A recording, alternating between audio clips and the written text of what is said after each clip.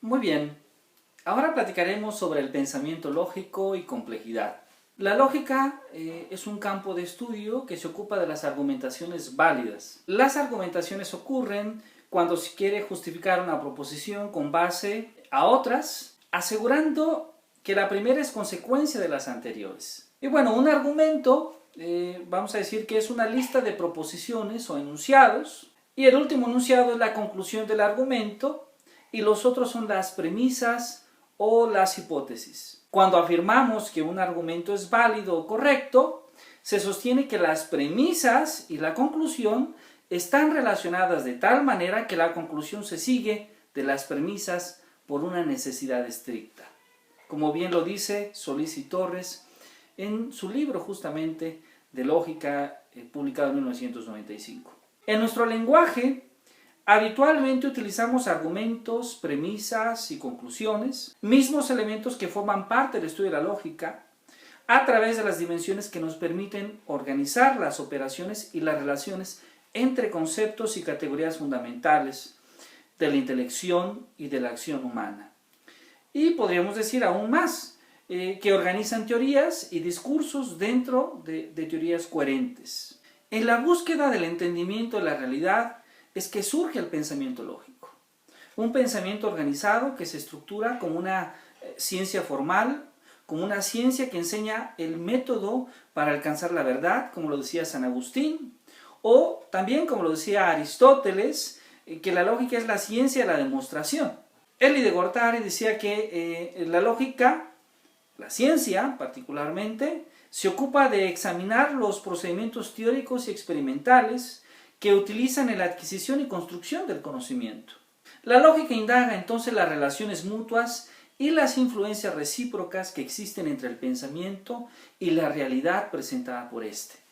El análisis crítico que la lógica practica comprende el estudio de los fundamentos en los cuales se apoya el método científico y la estructura de las leyes de la naturaleza, de la sociedad y del pensamiento, junto con las condiciones de su validez, los vínculos entre las expresiones del conocimiento y las manifestaciones de los procesos conocidos, las funciones que articulan los elementos elaborados por la ciencia, las categorías utilizadas en el conocimiento científico y los diferentes procedimientos de investigación, de demostración, de argumentación y de exposición que se practican en la actividad científica. Para ello, el campo de estudio de la lógica se clasifica en dos grandes áreas de estudio. Aquellos objetos de investigación, que vamos a llamar nosotros afirmaciones o proposiciones, que son posibles de simbolizar o esquematizar, y aquellos que no es posible hacerlo. Los primeros van a pertenecer a lo que vamos a llamar la lógica formal, y los segundos a la lógica informal. En la lógica existen entonces dos dimensiones. Una dimensión sintáctica o de sintaxis, basada en las reglas gramaticales y de un lenguaje definido, y otra dimensión semántica que permite interpretar los elementos y las construcciones en el lenguaje. Nuestra investigación se basa en la clasificación y en el análisis de estas lógicas formales. Las dimensiones lógicas nos permiten construir sistemas lógicos constituidos por principios lógicos axiomatizados, fórmulas de lenguaje o símbolos, reglas de lenguaje o reglas gramaticales y reglas para la construcción e interpretación de los elementos del lenguaje, que comúnmente llamamos reglas inferenciales. La lógica proposicional, la lógica de primer orden y de segundo orden son sistemas lógicos comúnmente conocidos como lógicas clásicas. Y bueno, es importante mencionar que algunos de los sistemas lógicos no aceptan o rechazan algunos de los principios de la lógica básica, clásica. A estos les llamamos lógicas no clásicas, a veces les llamamos lógicas no clásicas rivales, mientras que otros solo son extensiones de la lógica clásica. A esto les llamamos simplemente lógicas no clásicas. Algunas lógicas no clásicas son, por ejemplo, la lógica difusa, la lógica modal, la lógica doxástica, la lógica epistémica, la lógica dinámica, mientras que las lógicas no clásicas rivales serían las lógicas paraconsistentes, las lógicas intuicionistas y la lógica relevante. La reflexión y el estudio de las propiedades de los sistemas lógicos forma otro campo de investigación que llamamos metalógica. Y bueno, la naturaleza del pensamiento lógico surge en el razonar, en la búsqueda de la comprensión de los fenómenos que nos rodean y que incluso parte de nuestra propia perspectiva de la realidad. Ahí es donde el pensamiento lógico toma importancia en la comprensión consciente, consistente y válida de la realidad. La lógica natural es la lógica que desarrollamos al nacer y desarrollamos como humanos, pero las lógicas formales e informales son un modelo que nosotros aprendemos de nuestra realidad. El desarrollo del pensamiento lógico, del proceso de razonar y argumentar, tiene sus inicios desde la necesidad de verificar, probar o demostrar que una proposición es verdadera o es falsa. Su desarrollo siempre ha estado ligado a la filosofía en su inicio y a la matemática en sus recientes descubrimientos. La primera evidencia, posiblemente, de la necesidad de demostrar surge en el siglo VII a.C. con la demostración de un teorema geométrico hecha por el filósofo y matemático griego Tales de Mileto. El mismo uso le dio Anaximandro de Mileto y Pitágoras de Samos. Ya para el siglo V a.C. también lo utilizó Heráclito de Éfeso, quien plantea problemas dialécticos de las expresiones primitivas, y Zenón de Elea, quien inventa las aporías de la divisibilidad, el infinito y la expansión espacial, la duración temporal y el movimiento, y usa los principios de no contradicción e identidad. Por otra parte, Protágoras de Abdera y otros sofistas desarrollaron también el arte de la argumentación. En el siglo XVII va a aparecer Gottfried Wilhelm von Leibniz, quien nos dice que es posible asignar signos simples a los elementos del pensamiento, de manera tal que los signos de pensamientos complejos fueran siempre construidos de un modo único a partir de signos representativos de las partes de esos pensamientos. En el siglo XVII nos dice Leibniz que es posible asignar signos simples a elementos del pensamiento de manera tal que los signos de pensamientos complejos fueran siempre construidos de un modo único a partir de signos representativos de las partes de esos pensamientos. De manera que podemos interpretar el pensamiento de Leibniz a las expresiones lingüísticas como imágenes o figuras de los pensamientos que representan. De esta manera se permite un menor manejo de la comunicación y de reglas mecánicas para poder decir cuestiones de consistencia y consecuencia entre ellas. En sus intentos del desarrollo del cálculo formal, desarrolló una ley de identidad que nos dice: las cosas son idénticas si pueden ser sustituidas recíprocamente en toda ocasión sin que cambie el valor de verdad. Posterior a Leibniz va a aparecer Saccheri, que también entre el siglo XVII y el siglo XVIII escribió la ley de Clavius: si no P, entonces P, entonces P. Y escribió Lógica Demostrativa, una obra que contiene el argumento de reducto ad absurdum para probar la invalidez de cierto tipo de silogismos. Desde el siglo XVII hasta el siglo XIX, Bernard Bolzano escribió La teoría de la ciencia, donde hace el primer intento por definir la anaticidad y consecuencia en términos de interpretaciones. Un cambio importante en la lógica, en el desarrollo de la lógica, lo da George Boole, ya en el siglo XIX, y Austus de Morgan, también en este mismo siglo, al escribir los fundamentos del álgebra de clases, o las álgebras booleanas, que llamamos álgebras booleanas, y el álgebra de las relaciones binarias. Posteriormente, Peirce obtuvo importantes conclusiones en el álgebra de las relaciones binarias y la teoría de conjuntos. Uno de los lógicos más importantes de todos los tiempos es Gottlob Frege, ¿sí?, quien en su obra presenta la lógica como un sistema formal usando los términos primitivos de la negación y la implicación mediante una presentación axiomática como la conocemos un poco como la conocemos el día de hoy. Introduce los cuantificadores y algunas reglas de inferencia con las que construye el cálculo de predicados de primer orden y define el concepto de fórmula bien formada y postula que considerables porciones de la matemática podrían ser, según él, reducidas a la lógica. La reducción es posible definiendo los conceptos básicos de la aritmética en términos de nociones puramente lógicas. Para 1912, Ludwig Wittgenstein, en su Tractatus Logicus Philosophicus, enuncia la estructura lógica mediante un sistema formal y formula la teoría convencionista de la necesidad. Para 1920, Jan Lukasiewicz formula la primera lógica trivalente y establece la lógica polivalente de la probabilidad y abandona los principios de tercer excluido y de no contradicción. Posteriormente, Emil Post va a establecer las bases de los sistemas lógicos con un número finito de valores de verdad. David Hilbert y Ackermann en 1928 van a establecer una fundamentación teórica de la lógica. Van a desarrollar un cálculo de funciones que incluye proposiciones, clases y relaciones. Y tan solo 2 años después, Heyting va a establecer la formalización de lo que hoy en día llamamos la lógica intuicionista.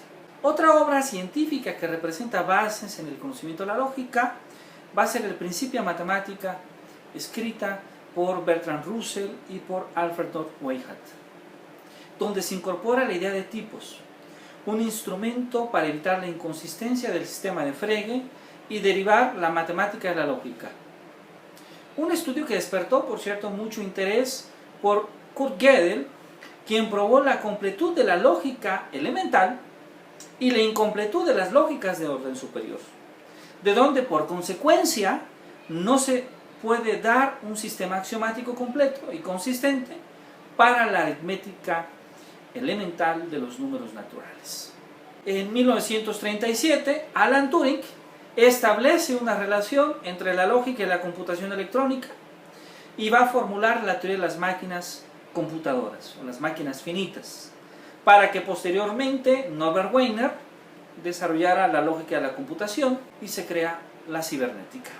A principios del siglo XX, Alfred Tarski introduce el concepto de semántica a la lógica y Alonso Schutz prueba que no puede fraguarse ningún procedimiento de decisión para el cálculo cuantificacional elemental, teniendo como resultado que el cálculo no es decidible. Además, Schutz va a construir un cálculo muy importante que es el famoso cálculo lambda. Ya para 1958, Bernays y Frankel hacen un desarrollo axiomático de la teoría de conjuntos y unifican la teoría de conjuntos y la lógica simbólica.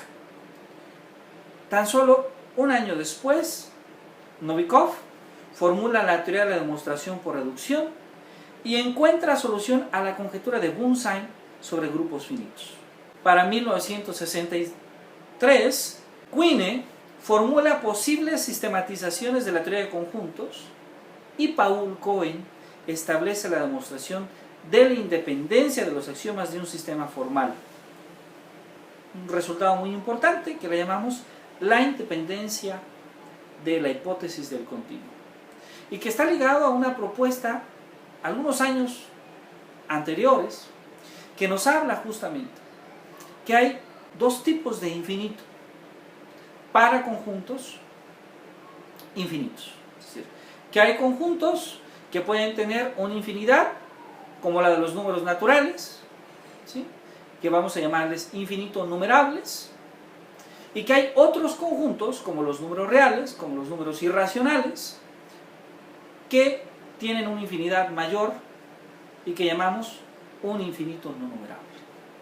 Pues la hipótesis del continuo justamente lo que trata es que entre un infinito numerable y entre un infinito no numerable, pues no hay ningún otro infinito. Este resultado, que creó una gran preocupación a mediados del siglo pasado entre la comunidad matemática, y que posteriormente, para 1964, Paul Cohen demuestra que hay una independencia de este resultado con respecto a la construcción de otros campos de estudio de la matemática.